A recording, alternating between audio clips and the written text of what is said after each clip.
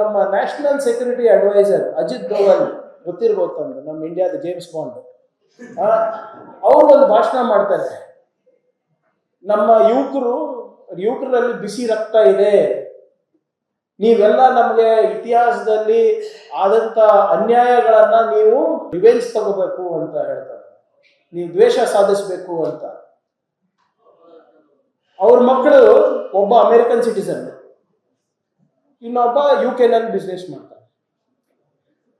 ಯಾರ್ಯಾರು ಇವತ್ತು ಕೇಸರಿ ಶಾಲ್ ಹಾಕೊಂಡು ನಮ್ಮ BJP ನಾಯಕರು ಎಲ್ಲರೂ ಮಾತನಾಡ್ತಾರಲ್ಲ, ಟೇಬಲ್ ಕುಟ್ಟಿ ತಟ್ಟಿ ಧರ್ಮದ ಬಗ್ಗೆ, ಅವ್ರ ಮಕ್ಕಳು ಎಷ್ಟು ಜನ ಗೌಮೂತ್ರ ಕುಡಿತಾರೆ ಬೆಳಿಗ್ಗೆ ಎದ್ದು? ಅವ್ರು ಯಾರು ಗೌಶಾಲೆಗೆ ಹೋಗ್ತಾರೆ? ಅವ್ರು ಯಾರು ಧರ್ಮದ ರಕ್ಷಣೆಗೆ ಶಾಲ್ ಹಾಕೊಂಡು ತ್ರಿಶೂಲ ಇಟ್ಕೊಂಡು ಕತ್ತಿ ಇಟ್ಕೊಂಡು ಬೀದಿಗಿಳಿತಾರೆ? ಎಲ್ಲರೂ ಕೂಡ ಒಳ್ಳೊಳ್ಳೆ ಫಾರಿನ್ ಅಲ್ಲಿ ಓದ್ತಾ ಇದ್ದಾರೆ, ಒಳ್ಳೆ ಬಿಸ್ನೆಸ್ ಮಾಡ್ತಾ ಇದ್ದಾರೆ, ನವೋದ್ಯಮಗಳ ಪ್ರಾರಂಭ ಮಾಡಿದ್ದಾರೆ, ಇಂಡಸ್ಟ್ರಿಯಲಿಸ್ಟ್ ಆಗಿದ್ದಾರೆ. ಧರ್ಮ ರಕ್ಷಣೆ ಗೋ ರಕ್ಷಣೆ ಎಲ್ಲಾನು ಕೂಡ ಯಾರಿಗೆ ಬಿಟ್ಟಿರೋದು? ಬಡವ್ರ ಮಕ್ಕಳಿಗೆ. ನೀವು ನೋಡಿ, ನಿಮ್ಮ ಇದರಲ್ಲಿ ಈ ಕರಾವಳಿ ರಕ್ತ ಕಣ್ಣೀರಿನಲ್ಲಿ ನೀವು ಕಣ್ಣ ಎಸೆದ್ರೆ ಯಾವ್ಯಾವ ಸಮಾಜದ ಜನರಿದ್ದಾರೆ ಅಂತ ಗೊತ್ತಾಗ್ತದೆ. ಯಾವ ಲೀಡರ್ ಮಕ್ಕಳು ಇದ್ರಲ್ಲಿಲ್ಲ.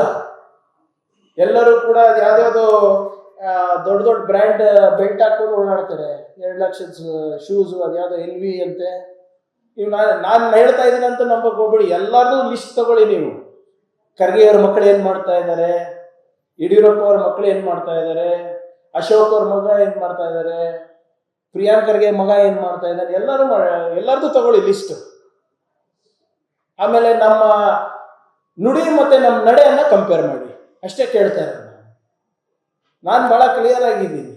ನನ್ನ ಮಕ್ಕಳಿಗೆ ನಾನೇನು ಬಯಸ್ತೀನೋ ಅದೇ ನಾನು ನಿಮ್ಮ ಮಕ್ಕಳಿಗೂ ಬಯಸೋದು. ನಮ್ಮ ಮಗ ಫಾರಿನಿಗೆ ಹೋಗಿ ಓದ್ತಾನ, ನಿಮ್ಮ ಮಗನೂ ಫಾರಿನಿಗೆ ಹೋಗೋದು.